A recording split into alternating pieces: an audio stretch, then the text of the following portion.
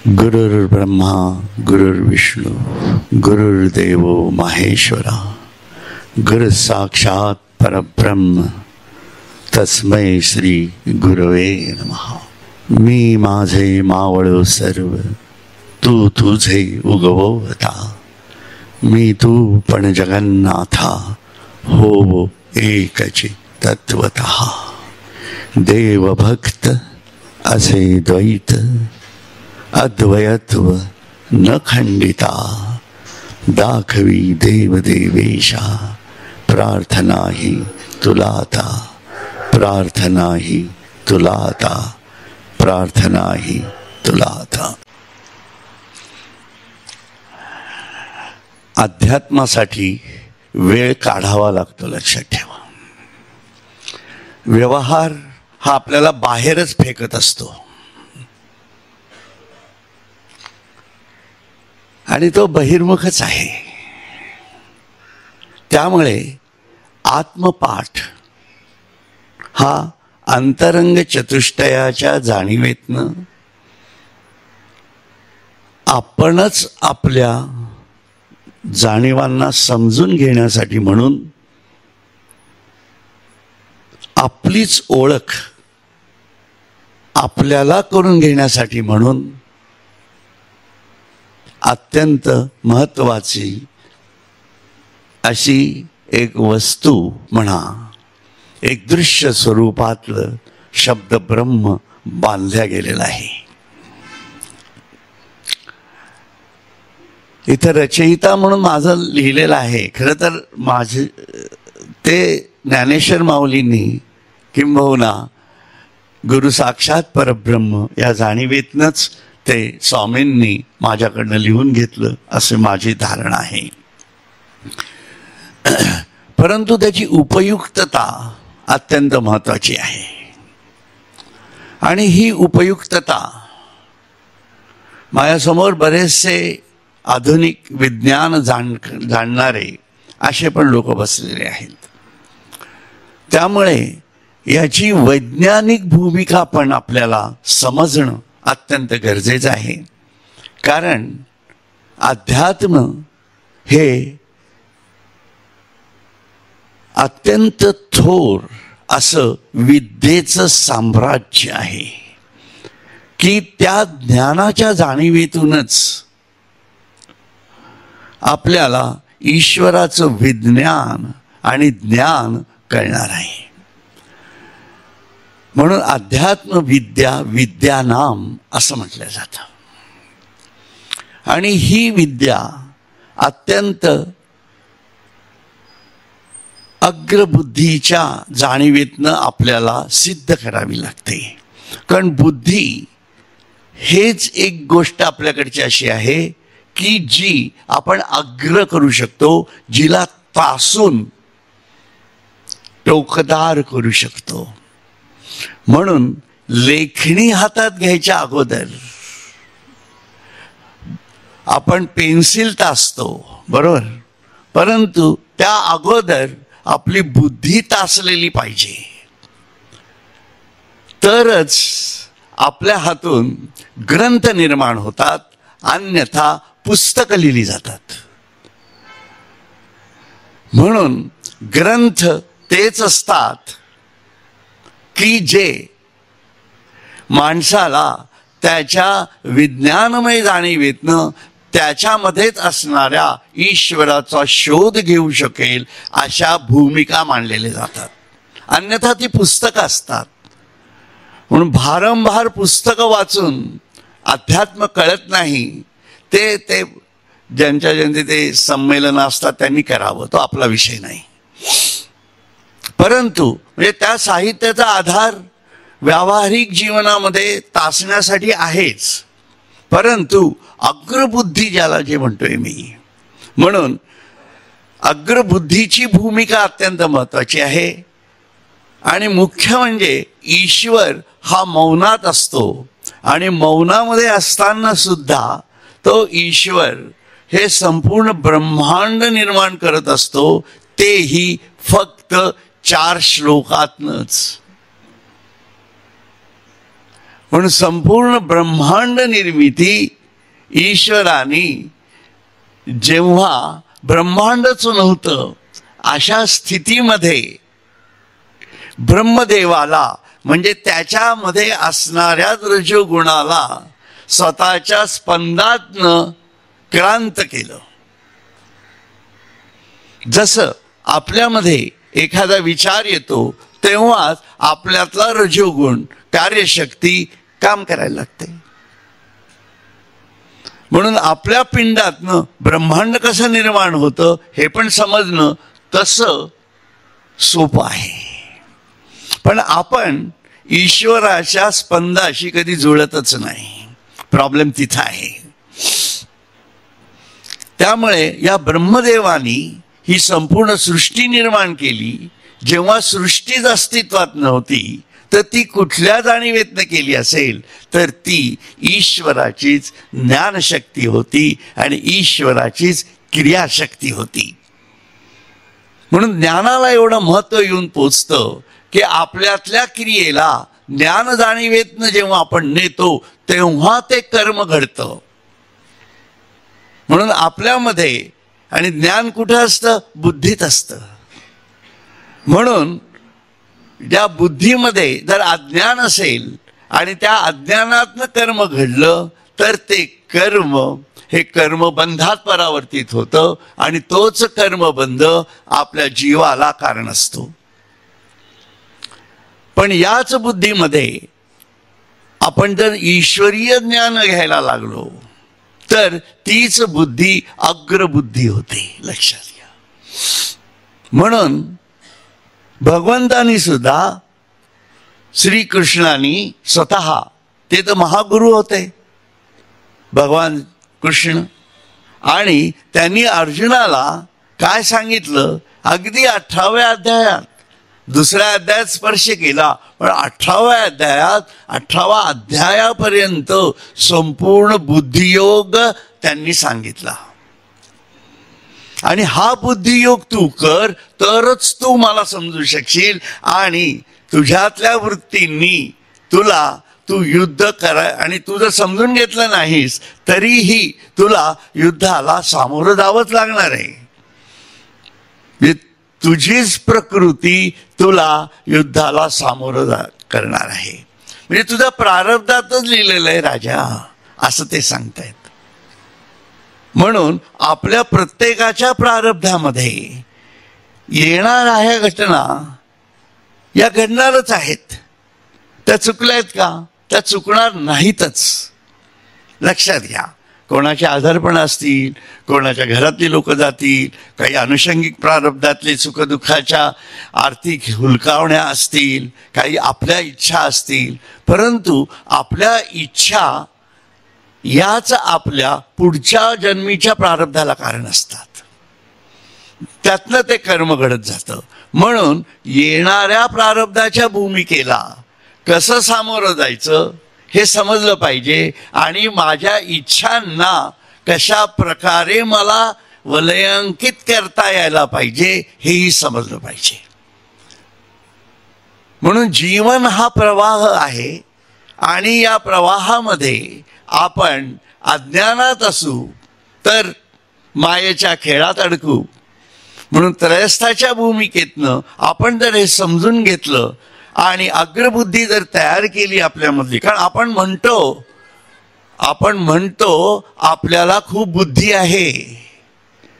बघा, आपण आपल्या घरासमोर असणारे बंगले, आपल्या समोर असणाऱ्या गाड्या, आपल्या बँकेत असणारे सर्व पैसे, हे सर्व आणि आपल्या सर्व एक प्रकारच्या डिग्र्या, आपल्या मुलांच्या डिग्र्या, या सर्वांचं मी आणि माझं हे जे एकत्रीकरण आहे हा केवढा मोठा अहंकार आहे. आणि याच्यातूनच मी कायम म्हणत असतो मी काहीही करू शकतो. आणि जिथं करू शकत नाही तिथं दुसऱ्याच्या डोक्यावर नारळ फोडून मी मोकळा होतो. त्याचं चुकलं, माझं नाही चुकलं. ही आपली वृत्ती आहे. यालाच अज्ञान म्हटलेलं आहे. म्हणून ज्ञान जाणीवेतनं कर्म घडणं अत्यंत गरजेचं आहे आणि त्याच्यासाठी ती अग्रबुद्धी गरजेची आहे. का गरजेची आहे? काय झालं, हे शब्द अध्यात्मातले जे झालेले आहेत ना, हे सर्व गुळगुळीत झाल्यासारखे झालेले आहेत. त्यामुळे काय होतं, अग्रबुद्धी करणं, आता माझं वय झालं, आता कसली अग्रबुद्धी करणार, असे पण म्हणणारी लोक आहेत. म्हणून अध्यात्म हे येऱ्या गबाळ्याचं कामच नाही आहे, पहिली गोष्ट लक्षात घ्या. म्हणून तिथं जर आपण पाऊल टाकत असाल तर इतकी स्पष्टता आपल्याला होणं अत्यंत गरजेचं आहे. म्हणून तत्वज्ञानी संतांचा मार्ग मी तुम्हाला सांगितला तो तेवढ्यासाठी सांगितला. म्हणून तत्वज्ञानी संतांच्या अनुरोधाने जाता यायला पाहिजे. आणि यासाठी म्हणून ब्रह्मदेवाला जे ज्ञान दिलं त्याच्यातनं जे कर्म घडलं ते चतुश्लोकी भागवतातलं कर्म, हे कर्म ब्रह्मांड निर्मितीचं आहे आणि 84 लक्ष योनींना घडवण्याचं कर्म आहे. ते ईश्वराच्या जाणीवेतनं ईश्वराच्या जाणीवेला व्यक्तता करण्याचं कर्म त्याच्याकडनं घडलं आणि त्यांनी त्याचा अहंकार अजिबात वाढू दिला नाही, कारण सतत तो त्या कर्मामध्ये लिप्त असतो. म्हणून कृतयुग, नंतर द्वापार युग, कलियुग किंवा कृतयुग, सत्ययुग कृतयुग ही एकाच जाणीवेतली, त्रेतायुग, द्वापार युग आणि कलियुग या जाणीवेतनं संपूर्ण ब्रह्मांडाला काळामध्ये बांधलं त्यांनी आणि उत्पत्ती स्थिती लयाच्या जाणीवेतनं तो सतत त्याला फिरवत राहिला आणि प्रलयाच्या जाणीवेतनं तो परत सुषुप्तीत गेला आणि सुषुप्तीतनं परत त्यांनी विश्वनिर्मितीचा प्रपंच मांडलाच आहे, कारण त्यांनी त्याचं कर्म सोडलेलं नाहीये आणि ते ईश्वराच्या जाणीवेतलं आहे. आणि आपलं कर्म जे आहे ते आपल्या इच्छा वासनांच्या जाणीवेतलं आहे. म्हणून कर्मामधला हा जो फरक आहे ना, हाच फरक फार महत्वाचा होऊन बसतो. आणि हा फरक का झाला तर आपण एक छोटासा एक वैज्ञानिक भूमिकेतनं थोडासा विचार करू आणि मग मी आत्मपाठाच्या छोट्या गोष्टींकडे जातो. त्यात छोट्या म्हणजे मोठ्या आहेत, साधनेच्या गोष्टींकडे जातो. जेव्हा हे ब्रह्मांड 84 लक्ष योनी निर्माण झाल्या, मानव निर्माण झाला, बरोबर, आपण सर्वजण निर्माण झालो, ही तर वस्तुस्थिती आहे.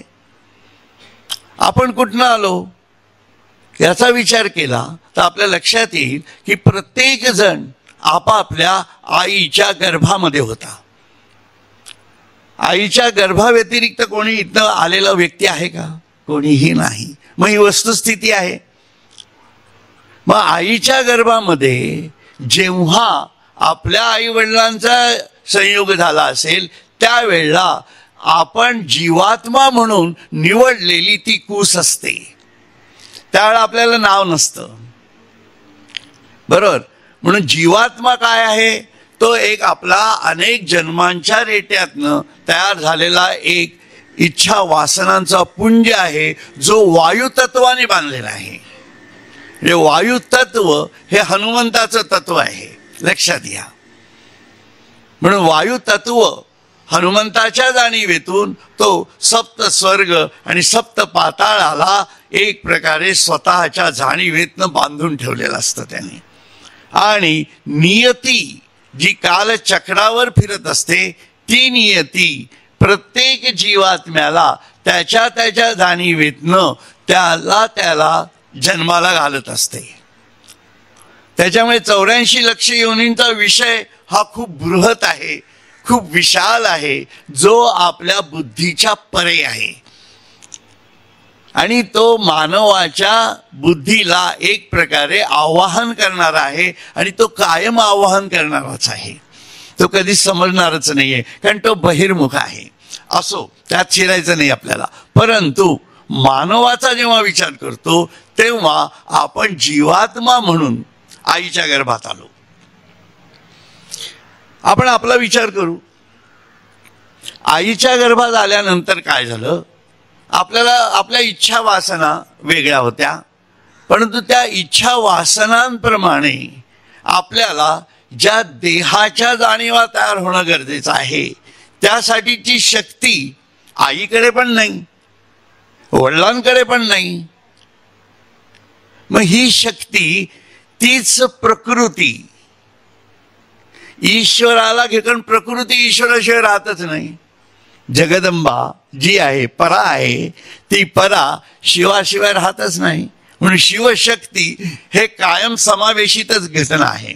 हे शिव कुठेतरी वेगळा आहे आणि शक्ती कुठली तरी वेगळी आहे असं काही नाहीये या जगात. लक्षात ठेवा, शिव आणि शक्ती ही एकच आहे. आपल्याला समजण्यासाठी मांडलेली ती भूमिका आहे, किंवा आपण बघताना भेदात्मक पाहत असतो. तो विषय सोडून देऊ पाहिजे असेल तर. पण ती जी प्रकृती आहे, ती प्रकृती माता त्या शिवाला घेऊनच आपल्यामध्ये आत आलेली आहे. बघा आता, आणि ती शिवाला घेऊन जेव्हा येते आपल्या आतमध्ये, तेव्हा ती पराच असते ना, ती परा असते. सत्य संविद ईश्वराची शक्ती जगदंबा पार्वती असं आपण तिला म्हणतो. आणि ती शक्ती आल्यानंतर तिला ईश्वराच्या जाणीवेचा स्पंद असतो, कारण तिला तिचा वेध ठरलेला आहे. तिला म्हणायचं आहे ईश्वराला काय पाहिजे, की त्याला सर्वत्र ब्रह्म आहे हेच बघायचं आहे. त्यामुळे ती त्याच्यापासनं विलग होते, आणि ती विलग म्हणजे त्याच्याबरोबरच असते, पण त्याच शरीराला धरून जीवात्म्याला ती पुढाकार देऊन जीवात्म्याच्या इच्छा वासनांप्रमाणे ती शक्ती आपलं रूप बदलते. प्रथम ती जीवात्म्यामध्ये संपूर्ण जाणीवांमध्ये जेव्हा रूप बदलायला लागते, तिलाच अपरा असं म्हटलं जातं. ती अपरा झाली. हे खूप सूक्ष्म शास्त्र आहे, लक्षात घ्या. पण हे अध्यात्म इथं सुरू होतं खरं तर. आणि ती अपरा जेव्हा खाली येते, तेव्हा ती विविध शक्ती स्थान तयार करते आपल्यामध्ये. म्हणून मूलाधारापर्यंत ती शक्ती आपलं स्वतःच्या शक्तीला विविध जाणीवेतनं वाटणी करते. कारण त्या प्रत्येक शक्ती केंद्राला, ज्याला आपण षटचक्र वगैरे म्हणतो ना, त्या भूमिकांमध्ये बघा, ती तेव्हा निर्माण झाली आहे. ती आत्ता नाही, नवीन निर्माण नाही झालेली आपल्यामध्ये. ती ईश्वराने स्थापन केलेली शक्तीचा प्रत्यय येतो. म्हणून रामदास स्वामी सुद्धा म्हणतात, शक्तीचा प्रत्यय घ्या. शक्तीचाच प्रत्यय आहे, ईश्वराचा प्रत्यय नाही येत, कारण तो त्या प्रत्ययातच नाहीये. तो निरंजन वेगळा बसलेला आहे परत आपल्यामध्येच. त्यामुळे ती शक्ती केंद्र तयार होतात. ती विभाजित शक्ती त्या ठिकाणहून त्याच धारणेला, त्याच्या इच्छा वासनांना धरून विविध व्यक्ततेमधले अवयव तयार करते. आणि त्याच्यातून गर्भधारणा होऊन आपल्याला गर्भामध्येच, आईच्याच गर्भामध्ये असं शरीराची आकृती तयार होते. म्हणजे व्यक्तता, अव्यक्त जे होतं, जीवात्मा तो व्यक्त व्हायला लागतो. तिथंच मायेचं कार्य सुरू झालेलं असतं. म्हणून जे जे व्यक्त असतं ते मायेचं असतं. आणि मायेच्या कार्यामध्ये ईश्वर खूप लांब असतो. लक्षात घ्या. म्हणून मायेमध्ये ईश्वर नाही का? मायेमध्ये ईश्वर आहे. मग आपल्यामध्ये ईश्वर नाही का? आहे, पण तो खूप लांब आहे. लक्षात घ्या. म्हणून शरीराचा भाग आपला काढून टाका असं मी म्हणतो. तुम्हाला आपल्याला साधना करायची आहे ना, आत्मपाठापर्यंत जर जायचंय, आत्मज्ञानापर्यंत पोचायचंय या जीवनामध्ये, तर आपलं शरीर काढून टाका. काढून टाका म्हणजे साधनेला बसताना आपल्याला शरीर नाही असा विचार करा. म्हणजे बाकीचे इतर विचार येण्यापेक्षा ईश्वराचा विचार आणा. कारण विचार हे संपणारच नाहीयेत, लक्षात ठेवा. जर कोणी तुम्हाला सांगत असेल की विचार शांत करा, स्वस्थ व्हा, ते विचार अजिबात यायला नको, अहो विचार कधीच संपणार नाहीयेत, लक्षात घ्या. म्हणून कुठला विचार करायचा हे समजावं लागतं. त्यासाठी बुद्धी येऊ लागतो. जर कोणी तुम्हाला सांगत असेल की तुम्ही विचारांच्या अजिबात परे जा वगैरे, अजिबात होणार नाहीये. तो माणूस खोटं सांगतोय, त्याचेही विचार गेलेले नाहीयेत. पण तुम्ही विचार हा ईश्वराचाच करता येतो. म्हणून तस्मात विचार करावा, देव कोण तो ओळखावा, आपुला आपण शोध घ्यावा अंतर्यामी.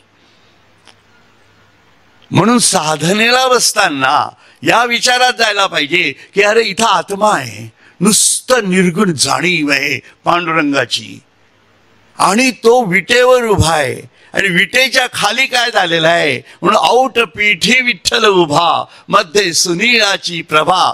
हे तुकारामाचं दर्शन आहे, लक्षात ठेवा. म्हणून तुकारामाला पांडुरंग कुठला दिसला, पंढरपूरचा नव्हे. म्हणून आपल्याला वारकरीत जर व्हायचं असेल तर आत्मपाठाचे वारकरी व्हा, हरिपाठाचं व्हा असावं. पण पुढची पायरी आत्मपाठाची आहे, कारण हरिपाठानंतरची घटना आत्मपाठाची आहे. म्हणून सांगतोय, म्हणजे आपण 10वी पास होणं, 12वी होणं चुकीचं आहे का? अजिबात नाही, चुकीचं नाहीच आहे. तुम्ही BSc होणं चुकीचं आहे का? अजिबात नाहीये. MSc होणं चुकीचं आहे का? नाहीये. पण MSc झालेल्या माणसांनी समजा सांगितलं की अरे 11वी 12वीतलं ज्ञान खूप लघु आहे, आपल्याला राग येतो का? पण 11वी 12वीतला मुलगा जर पुढे शिकलाच नाही, तो म्हणाला नाही नाही मी जे शिकलोय तेच बरोबर आहे आणि तेच मी आयुष्यभर करायचं आहे, असं जर केलं तर त्याला आपण काय म्हणू? वेडाच म्हणू ना. मग आपण जर आपल्या जाणीवेतनं सगुणाच्या पलीकडचा ईश्वर बघूच इच्छित नसू तर हे दुर्दैव कोणाचं आहे? ज्ञानेश्वरांचं नाहीये. ज्ञानेश्वरांनी स्पष्ट सांगितले, त्रिगुणासार निर्गुण सार. बरोबर आहे ना? असं सांगितलं. आणि सारासार विचार हरिपाठ. आपण सारासार विचारच करायला तयार नाही होत, आपण आपले बडवत बसतो. टीका करत नाहीये मी, पण आपण एका ज्ञान जाणीवेतनं जेव्हा विचार करत असतो तेव्हा त्या ज्ञानाला उन्मुख व्हावं लागतं. म्हणून आपल्या जाणीवांमधला ईश्वर जो बसलेला आहे तो या अज्ञानाच्या विटेवरती आहे हो. आणि ही अज्ञानाची वीट कुठून सुरू होते?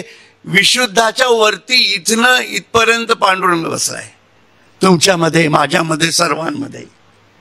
कारण काय झालंय? ती अपरा जेव्हा होतीये.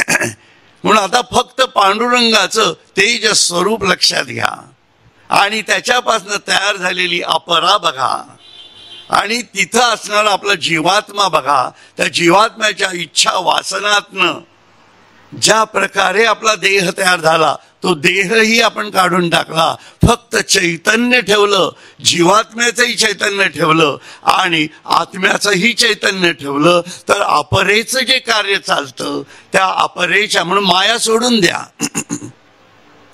म्हणून अपरेच्या कार्यामधला आपला जो जीवात्म्याचा स्पंद आहे तो कुठला आहे? आपल्या इच्छा वासनांचाच आहे. म्हणून आपल्यामध्ये अगदी हठयोगाच्या जाणीवेतनं सुद्धा विचार करा, तुमच्या लक्षात येईल मी काय म्हणतोय ते. या आपल्या आतमध्ये असणाऱ्या चंद्रनाडी आणि सूर्यनाडी या काय दर्शवतात? या आपल्या मधलेच संकल्प विकल्प दर्शवतात ना. आणि त्या स्पायरलच आहेत ना. मग आपला DNA कुठला?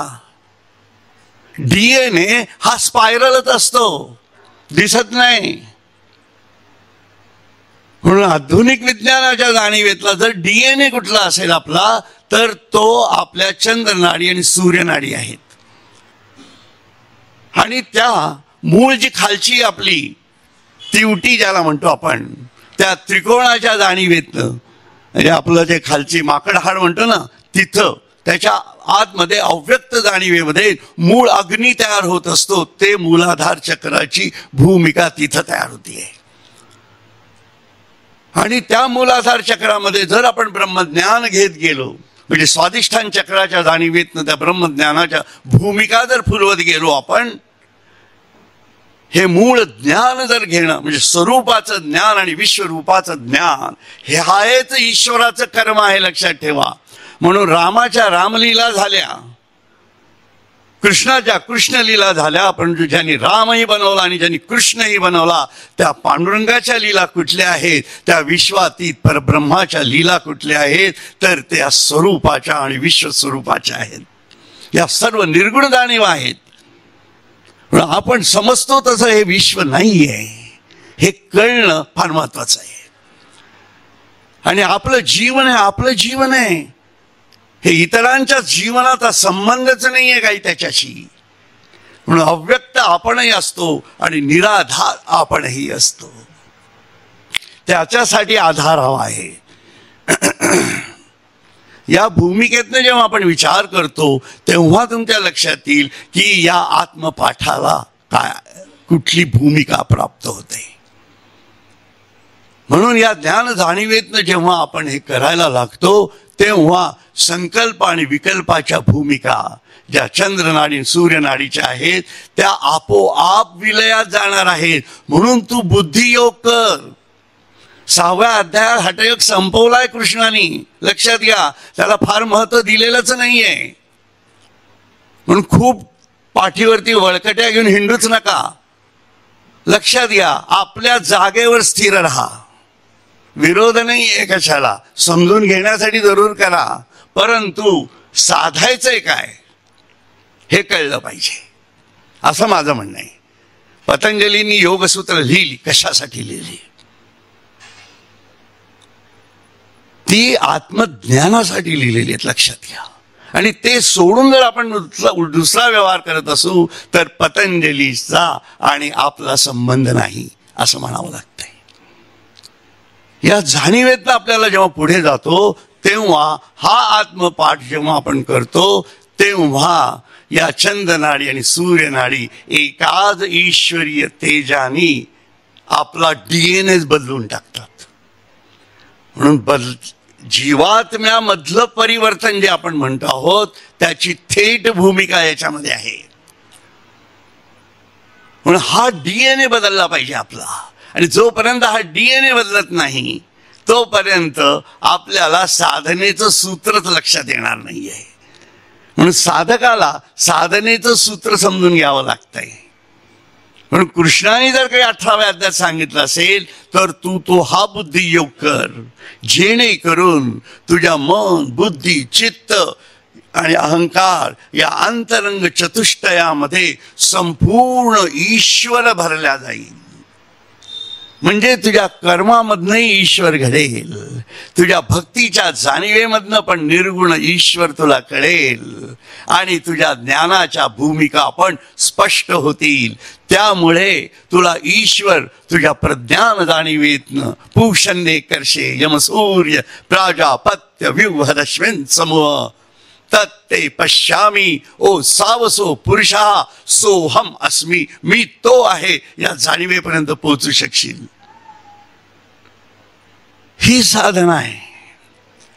आणि गुरुपौर्णिमेमध्ये हे संपूर्ण जे नाथ संप्रदायाचे आहेत किंबहुना सर्व संत जे आहेत, एकही संत जगातला असा नाही की ज्यांनी सोहम साधना केलेली नाही. मला तुम्ही दाखवून द्या, एकही संत नाही. हा, त्यांनी व्यक्ती सापेक्ष जाणीवेतनं काही मंत्र करा, काही करा असं सांगितलं असेल, परंतु त्यांचं मूळ तत्वज्ञान कुठं आहे? मीच राम आहे, मीच कृष्ण आहे आणि राम कृष्ण म्हणून मीच आज आहे, तोच पांडुरंग मी आहे. रामकृष्ण परमहंसांनी सुद्धा हेच सांगितलं ना. सर्व संतांनी एकच सांगितलेलं आहे. मग आपण भेद करणारे कोण? आपण भेद करणारे जे आहोत ते आपल्या कृष्ण लघु अशा बुद्धीची माणसं आहोत, लक्षात ठेवा. म्हणून माणसांवर विश्वास ठेवू नका, संतांवर विश्वास ठेवा की ज्यांनी ब्रह्म पाहिलं आहे आणि ब्रह्म कुठल्या जाणीवेतनं पाहिलं आहे ते बघणं गरजेचं आहे. म्हणून या भूमिकेतनं जेव्हा तुम्ही या आत्मपाठाचा अभ्यास कराल तेव्हा तुमच्या लक्षात येईल की हा आत्मपाठ चालतो कसा. म्हणून आपलं जे अंतरंग चतुष्टय जे आहे हे अंतरंग चतुष्टय हेच आपल्याला आपल्या जीवात्म्यापर्यंत पोचू शकतं. अंतरंग चतुष्टय म्हणजे त्याला आध्यात्मिक हृदय असं म्हटलं जातं. हे भौतिक हृदय सोडून द्या, पण आध्यात्मिक हृदय जे आहे ते मन, बुद्धी, चित्त आणि अहंकार आहे. म्हणून आपण कुठलंही कर्म जेव्हा करतो तेव्हा मन, बुद्धी, चित्त आणि अहंकार याचाच व्यापार असतो. आणि या बुद्धीमध्ये अज्ञान जर असेल तर व्यापार कुठला होणार? अज्ञानी होणार. मी आणि माझं एवढाच विषय. मी माझा नवरा, मी माझी बायको, मी माझी मुलं, मी माझं घर, बस हा व्यापार आहे, लक्षात ठेवा. आणि हा व्यापार ईश्वराच्या जाणीवेतनं माणसासाठी मंजूर नाही. मंजूर नाही म्हणजे कुठल्या जाणीवेतनं मंजूर नाही? तर ज्ञान जाणीवेतनं मंजूर नाही. तुम्ही अज्ञानी असाल आणि तेच बरोबर आहे असं वाटत असेल तर हरकत काहीच नाहीये. तुम्हाला कोणी अडवलंय का? आपल्याला कोणी अडवलंय का? कोणी अडवलेलं नाहीये. मग ईश्वराने व्यवस्था केलेली आहे आपल्यासाठी. सप्त स्वर्ग सप्त पाताळात फिरत राहा. ईश्वराला काही म्हणायचंच नाहीये. म्हणून एवढं सगळं तत्वज्ञान सांगून सुद्धा भगवंत काय म्हणाले? यथेच्छसी तथा कुरु. मग हे जर ते भगवंत म्हणाले आहेत तर जबाबदारी कोणाची झाली? अर्जुनाची झाली ना. कृष्णाने त्याचा हात वर केले. आता सांगून झालं, परंतु आता तुझ्यावर जबाबदारी. बॉल तुझ्या नेटमध्ये येईल, तू लक्षात ठेव. त्यामुळे अर्जुनान जेव्हा म्हणाला तो काय म्हणाला? नष्टो मोहा स्मृतीर लब्ध्वा. मग अर्जुनाला स्मृती कुठली आली हो? म्हणजे आपण विस्मृतीत जगतो आहोत का? तुम्ही प्रत्येक गोष्ट आपल्याला लावून बघा. अध्यात्म हे अप्लाइड आहे, लक्षात ठेवा. It's applied engineering, applied spirituality आहे. तुम्ही जर ते तिसऱ्यासाठी आहे, माझ्यासाठी नाही. माऊलींनी लिहिला हरिपाठ त्यांच्यासाठी होता, आमच्यासाठी नाही. आम्ही फक्त म्हणणार आणि देवाला म्हणणार आम्हाला पार नाही म्हणून. देव नेईल असं वाटतं का? अजिबात नेणार नाहीये. तो हुशार आहे, तो आपल्यापेक्षा शतपटीने हुशार आहे. त्याला माहिती आहे. म्हणून त्यांनी म्हणाला आपलं. म्हणून त्यांनी काय केलं? मधल्या पण घटना करून ठेवल्या. भूर भवाहा महाहा जनहा तपाहा सत्यम. हा, इथपर्यंत चालू शकतोस तू. तुला चांगलं व्हायचंय, चांगलं बोलायचंय, चांगलं वागायचंय, त्याच्यामुळे तुला खूप आनंदी राहशील, हे राहशील. लोकांची सेवा कर, लोकांना दान दे, सगळं कर. याने तुझं काय होईल? तुझी सात्विकता वाढेल. आणि ही सात्विकता तुला घेऊन कुठे जाईल? सप्त स्वर्गात नेईल. भवाहामध्ये नेईल, महाहामध्ये नेईल, जनहामध्ये नेईल, तपाहामध्ये नेईल, सत्यमपर्यंत जाईल. पण मी मिळेल का? तस्मात विचार करावा. म्हणून देवाच्या हरेक वाक्याचा विचार अग्रबुद्धीच्या जाणीवेतूनच करावा लागतो.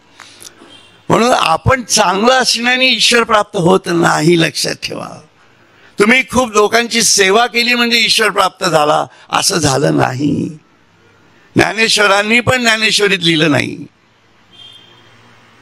रामदास स्वामींनी पण दासबोधात लिहिलेलं नाहीये की तुम्ही लोकांची खूप सेवा करा, तुम्ही लोकांना खूप दान करा, असं लिहिलेलं नाहीये. पण निवृत्ती ही मानसिकता आहे, लक्षात ठेवा. जिथं प्रवृत्ती निमाली पाहिजे.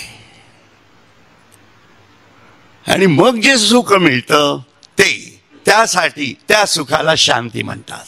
म्हणून भगवंतानी सूत्र सांगून ठेवलं, श्रेयो हि ज्ञानाभ्यासात.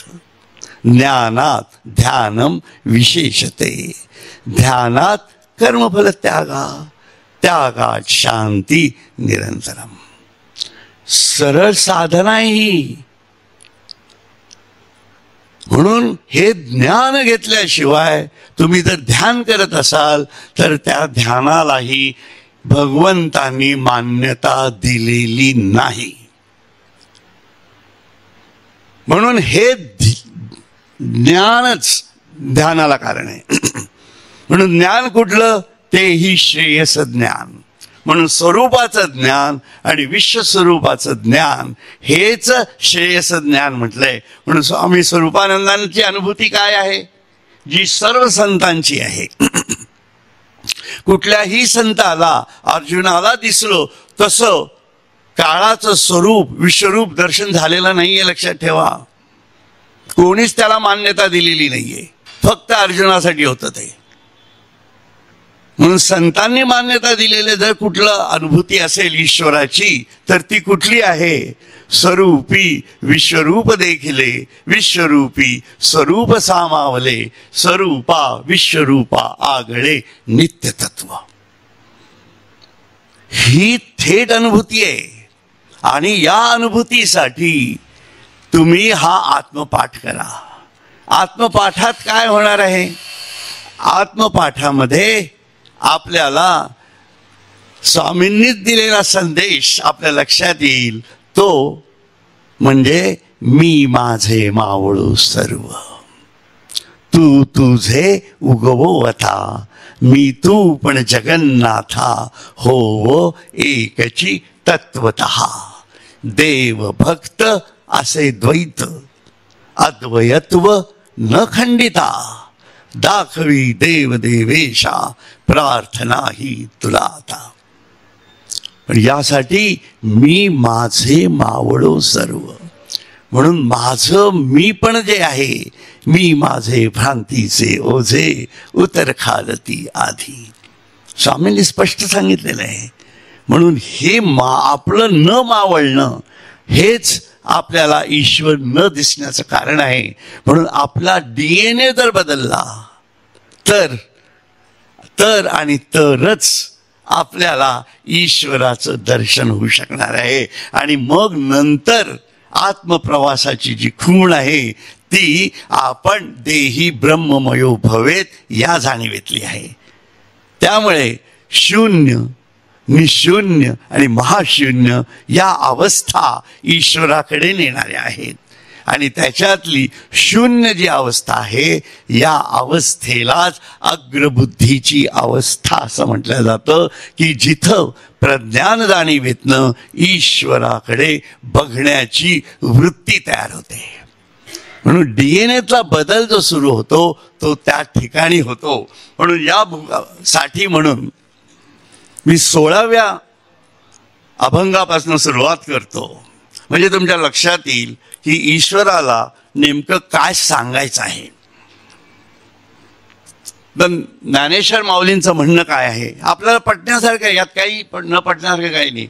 उठावे तात्काळ लागावे साधनी, म्हणून झडझडोनी वाहिला नी गये भक्तीच्या वाटे लाग, तरी पावसी अव्यंग निजधाम माझे, असं ज्ञानेश्वर माऊली म्हणतायत. मग ते आपण जीवनात कसं आणणार, उठावे तात्काळ लागावे साधनी, समजोनी घ्यावे जीवन हे, अनुतापा अंगे ध्येय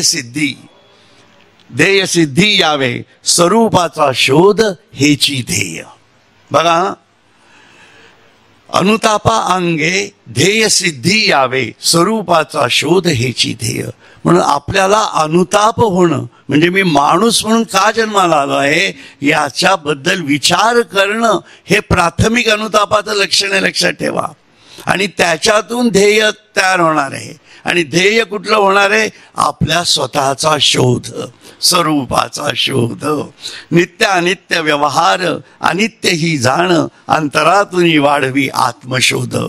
आत्मशोधाची शक्ती अग्नीची खूण, ज्ञानाग्नी चेतवी अंतर्बाह्य.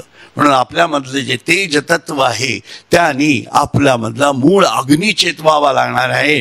तोच भुजंगासारखा बाहेर येणार आहे आणि तोच पुढे काळाग्नी आणि पुढे ब्रह्माग्नी होऊन आपण आत्मज्ञानापर्यंत पोचते होणार.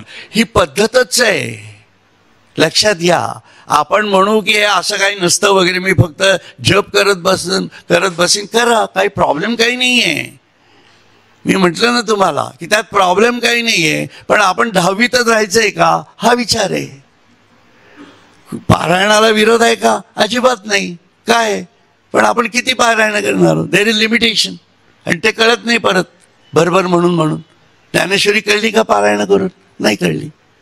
मग ही जी अनुभूती आहे आपली, जप करून आपल्याला देव भेटला नाही, पारायण करून देव भेटला नाही, तसंच आपण तीर्थयात्रा करूनही देव भेटला नाही, पूजा करूनही देव भेटला नाही.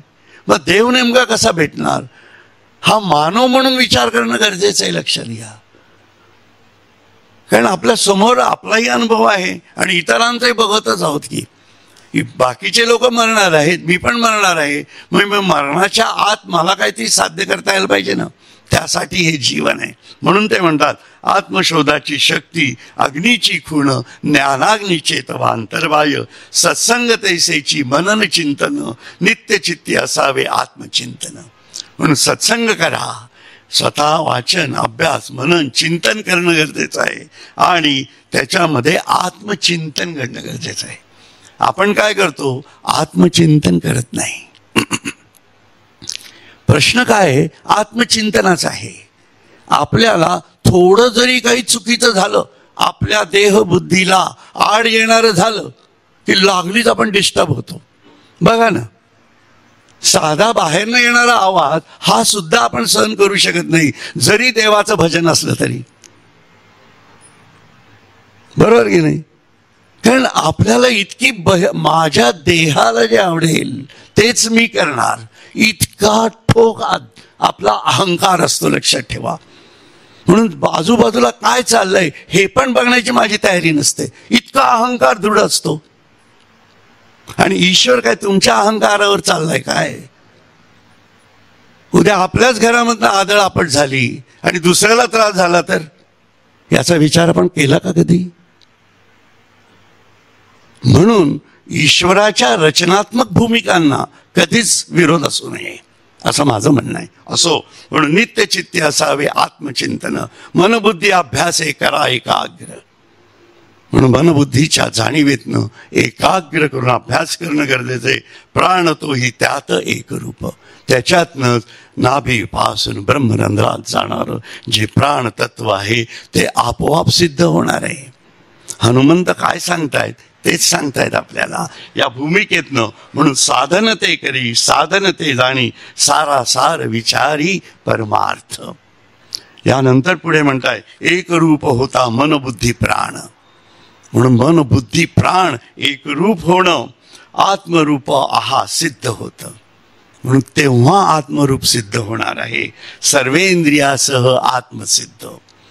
म्हणून इंद्रायणी काठी हे याचा अर्थ कळावा लागणार आहे.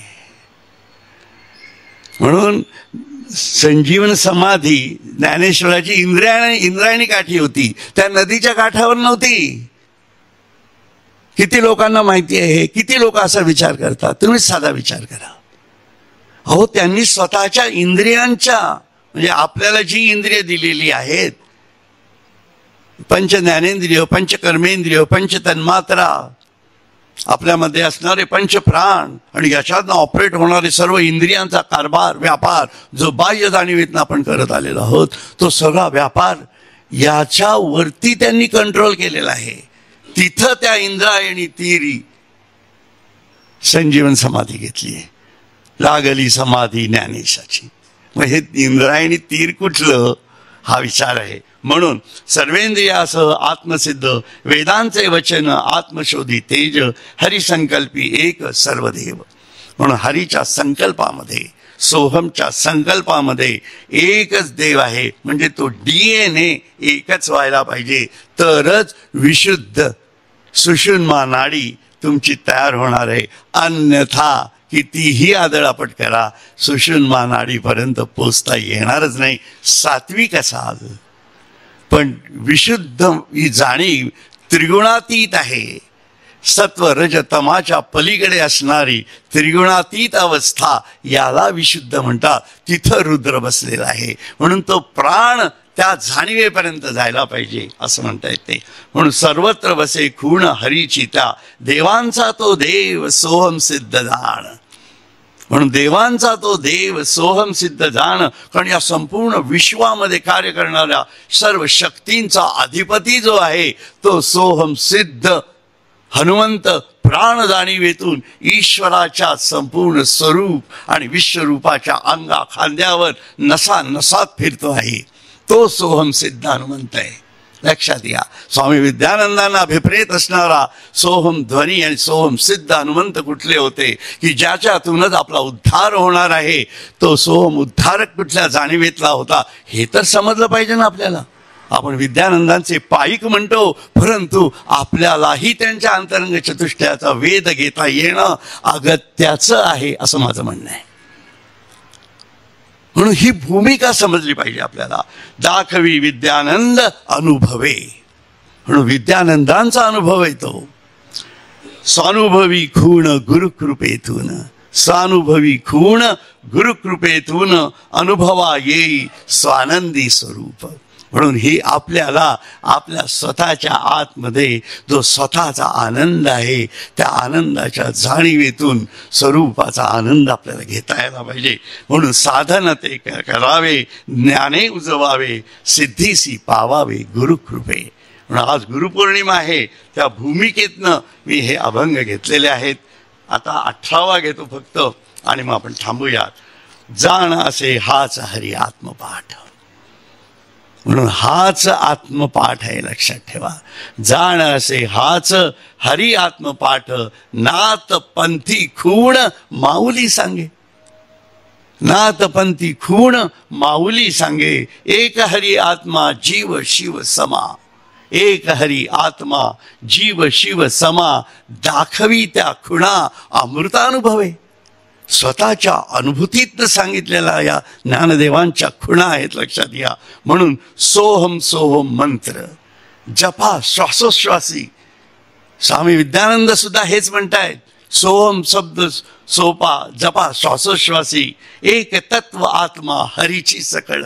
एका तत्व आत्मा, म्हणून एका तत्वाच्या जाणीवेतनं जर आपण हे समजून घेतलं तर सर्व खलु इदम ब्रह्म हे तर कळणारच आहे. आणि त्याही व्यतिरिक्त परब्रह्माचं विस्तीर्ण भूमा जाणीवेतलं स्वरूप, अव्यक्त निरंजन स्वरूप पण आपल्याला कळणार आहे. म्हणून एक तत्व जाण सोहम हेची कारण, तत्वासी जाणती तत्वज्ञानी संत.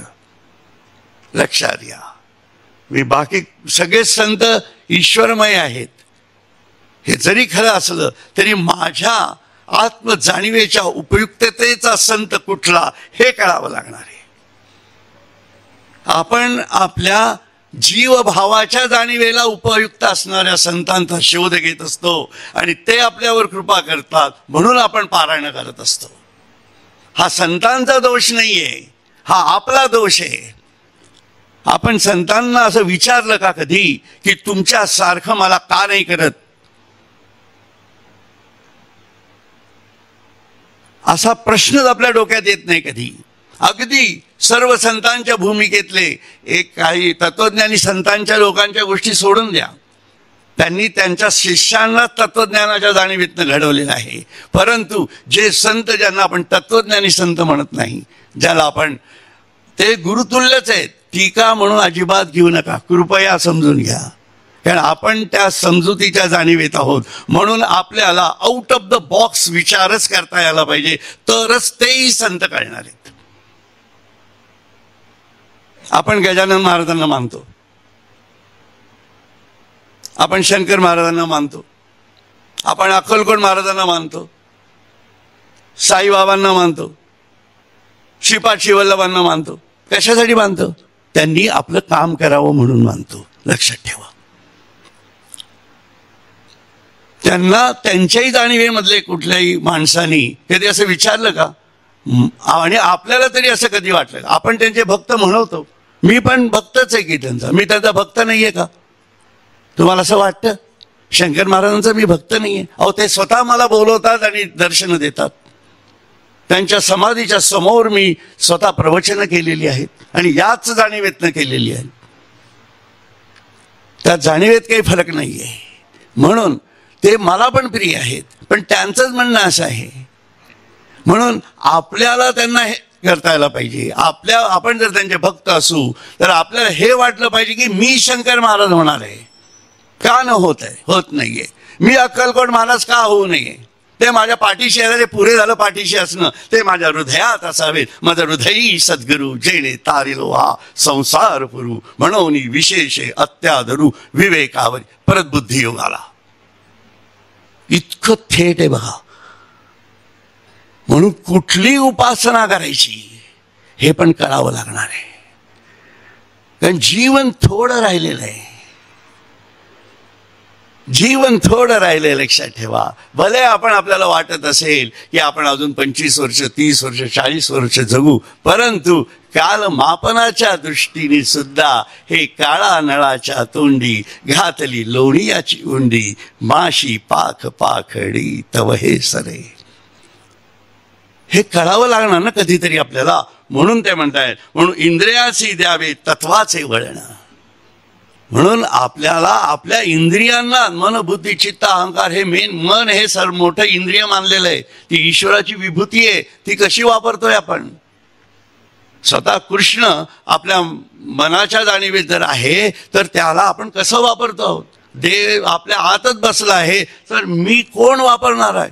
सर्व उधारी आहे आपली, आणि ही उधारी आपण चुकतीच करत नाही कधी. देव जर माझ्या हात आहे तर शरीरही माझं नाही आहे, कारण मी शरीर बनवलेलं नाही आहे. माझ्यातलं रक्त नाही, माझ्यामधलं हे पंचमहाभूतांचं शरीर माझं नाही, माझं मन पण माझं नाही, कारण ते माझ्या आटोक्यात राहत नाही. माझी बुद्धी पण खुशी आहे, वाटेल तशी पळती आहे. माझा अहंकार तर इतका द्वाड आहे की तो मला अनाडी करून सोडतोय. आणि मग याच्यातनं मी माझं मी काय म्हणतोय, हे ईश्वराचं ऋण आहे. ही समर्पित वृत्ती तयार व्हावी लागणार आहे. म्हणून देवाच्या सख्यत्वासाठी कराव्या जीवलगांच्या तुटी, सर्वस्व अर्पावे शेवटी प्राण तोही अर्पावा. हे समर्पण आहे. एवढं थेट समर्पण एखाद्याला आपल्याला जमणारही नाही, पण त्या मार्गावरून आपण जर चालत असू तर ईश्वर असा समजून घेणं हेच महत्वाचं होतं. म्हणून इंद्रियांसी द्यावे तत्वाचे वळण, जाण हेची खूण साधक तू. माऊली सांगतायत की ही खूण आहे. तू साधक म्हणतोस ना स्वतःला, तू परमार्थी समजतो ना स्वतःला, देवाचा भक्त समजतो ना तू स्वतःला, मग तू खूण कुठली जाणतोयस सांग. म्हणून साधन करावे ज्ञाने उजवावे, सिद्धीसी पावावे गुरुकृपे. आणि ती सिद्धी कशात न पाहते? विश्वातीत ब्रह्म परब्रह्म ते जाण. बघा, विश्वातीत ब्रह्म परब्रह्म ते जाण, पांडुरंग त्यासी ओळखावे. नसे तो सावळा नसे तोची काळा, कालातीत ते रूप तेज असे. आम्ही त्याला काळ करून टाकलंय, कारण आपली बुद्धी काळी आहे. आणि तरीही आपण बुक्का लावत बसलोय. बुक्की तर आपल्या जीवात्म्याला मारायला पाहिजे. खरे की नाही? विनोदाचा भाग सोडून देऊ आपण, पण ही परिस्थिती आहे. हा अनुताप व्हायला गरजेचं आहे, लक्षात घ्या. आणि आपल्या वयाच्या भूमिकेतनं आपण विचार करा याचा. आपण आता लहान नाही राहिलेलो ना. आपली लग्न झाली आहेत, ज्यांची लग्न झाली आहेत त्यांना मुलं व्हायची वेळ आलेल्या आहेत. आणि आपण काय जगतो आहोत, कुठल्या भूमिकेत चाललो आहोत आपण, हे तर कळलं पाहिजे. म्हणून नसे तो सावळा नसे तोची काळा, कालातीत ते रूप तेज असे. विटेच्या ज्ञाना पल्याड तो उभा, ज्ञाना अज्ञाना तोची असे. म्हणून माऊलीने सुद्धा अज्ञान खंडन केलं, ज्ञानही खंडन केलं, आणि ज्ञान अज्ञानाच्या परे असणाऱ्या पांडुरंगाचा जी अनुभूती आहे त्याला अमृतानुभव म्हणतात. तो अमृतानुभव आहे.